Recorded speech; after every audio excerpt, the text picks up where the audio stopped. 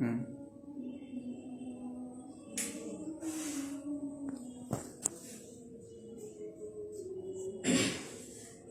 আলাইকুম, আমি জান্নাতুল ফেরদাউস।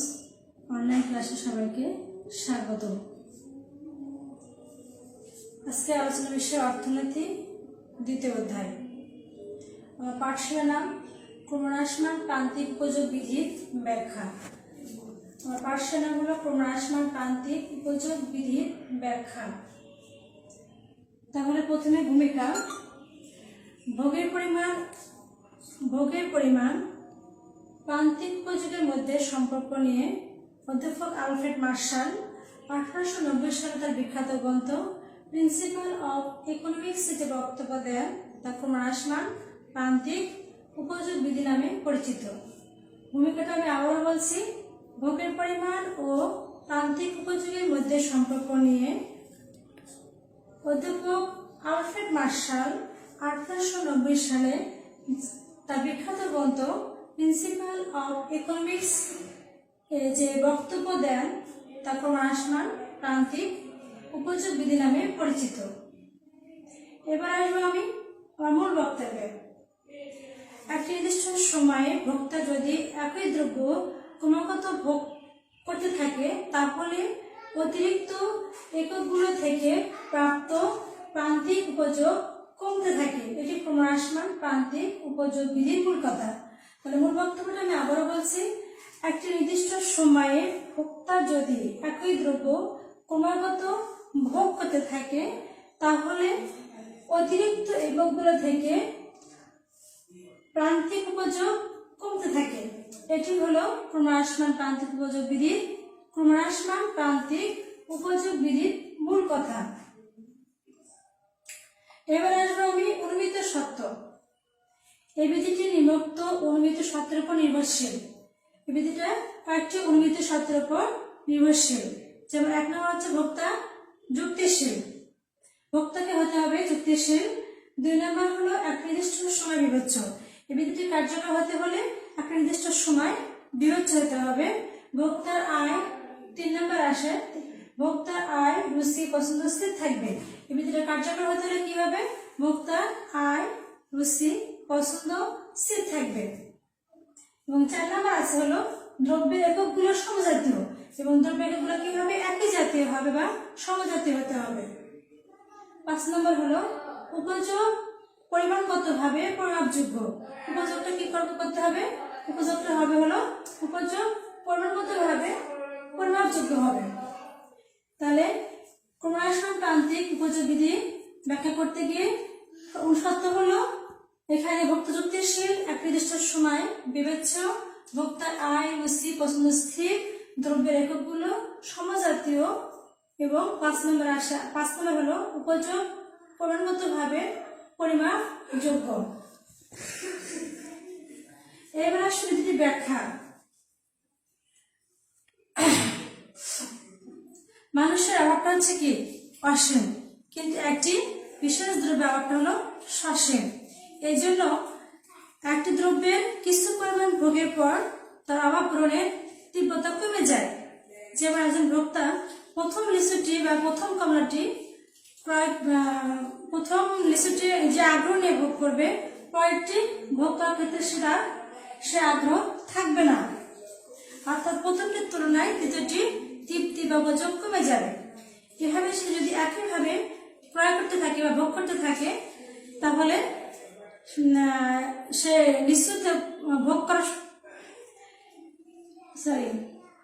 এভাবে একইভাবে যদি সে লিচু ভোগ করতে থাকে, সে লিচু থেকে ক্রমাগতভাবে তার উপযোগ কমে যাবে বা এক পর্যায়ে শূন্য হবে এবং ঋণাত্মক হবে।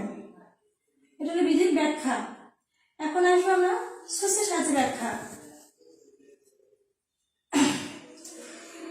প্রথমে আছে কমলার সংখ্যা, তারপর হলো মোট উপযোগ, তারপর প্রান্তিক উপযোগ পর্যায়। মোট উপযোগ হলো টোটাল ইউটিলিটি, প্রান্তিক উপযোগ হলো মার্জিনাল ইউটিলিটি। তাহলে প্রথমে থেকে মোট উপযোগ হলো 5 ইউটিল, প্রান্তিক উপযোগ হলো 5 ইউটিল, প্রান্তিক উপযোগ হলো 5 ইউটিল। দ্বিতীয় থেকে আসে প্রান্তিক উপযোগ হলো 9,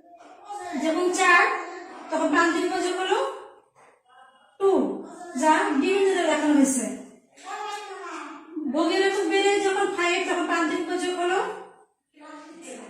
1, যা ই বিন্দু দ্বারা দেখানো হয়েছে।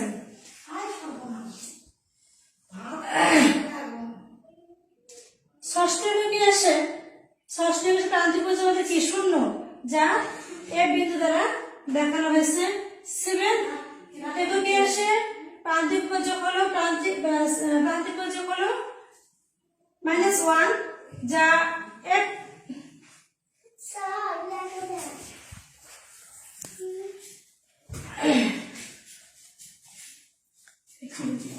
জি বিন্দু দ্বারা দেখানো হয়েছে। 8 এককে আসে প্রান্তিক উপযোগ -2, যা এইচ বিন্দু দ্বারা দেখানো হয়েছে। তাহলে 7 এবং 8 এককে অতৃতীয় পর্যায় বা ঋণাত্মক পর্যায় হয় এম রেখা ভূমধ্যরেখার নিচে অবস্থান করছে। আবার বলছি 7, 8 এককে আসে প্রান্তিক উপযোগ ঋণাত্মক হয় এম রেখার নিচে অবস্থান করছে।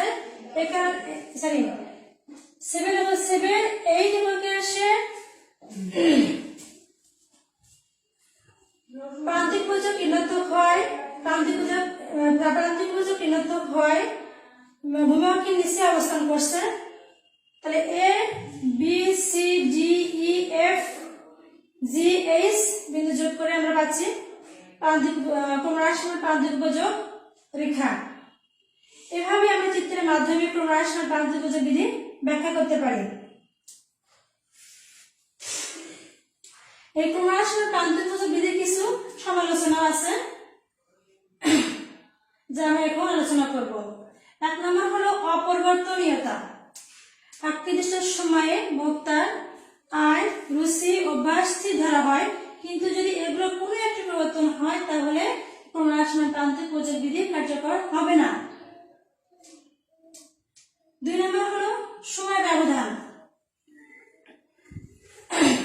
দ্রব্যের বিভিন্ন একক ভোগের ক্ষেত্রে যদি সময় ব্যবধান বেশি হয় তাহলে এই বিধি কার্যকর হবে না। কি বললাম? দ্রব্যের বিভিন্ন একক ভোগের ক্ষেত্রে যদি সময় ব্যবধান বেশি হয় তাহলে ক্রমহ্রাসমান প্রান্তিক উপযোগ বিধি কার্যকর হবে না। 3 নম্বর হলো শখের দ্রব্য। শখের দ্রব্যের ক্ষেত্রে ক্রমহ্রাসমান প্রান্তিক উপযোগ বিধি কার্যকর হবে না। যেমন বিভিন্ন দেশের ডাক টিকিট বা বিভিন্ন মুদ্রা সংগ্রহের ক্ষেত্রে ভোক্তার আকাঙ্ক্ষা কখনো শেষ হয় না। এই জন্য শখের দ্রব্যের ক্ষেত্রে ক্রমহ্রাসমান প্রান্তিক উপযোগ বিধি কার্যকর হবে না। কৃপণের ক্ষেত্রে কৃপণের সবসময় অর্থ লিপ্সা বেশি। সে যতই অর্থ উপার্জন করে সে ততই আরো অর্থ উপার্জন করতে আগ্রহী হয়। এই কারণে কৃপণের ক্ষেত্রে বিধি কার্যকর হবে না। 5 আছে হলো উপযুক্ত দ্রব্যের একক। এই বিধি কার্যকর হতে হলে দ্রব্যের এককটা হতে হবে উপযুক্ত বা পরিমাণ মতো। যেমন একজন ভোক্তার তৃষ্ণা পেলে তাকে যদি 2 থেকে 4 চামচ পানি দেওয়া হয় তাহলে তার তৃপ্তি বা উপযোগ কখনো শেষ হবে না, বরং বেড়ে যাবে। তাই বলতে পারি যে এক্ষেত্রে ক্রমহ্রাসমান প্রান্তিক উপযোগ বিধি কার্যকর হবে না। 6 নম্বর আছে হলো নিশাজাতীয় দ্রব্য।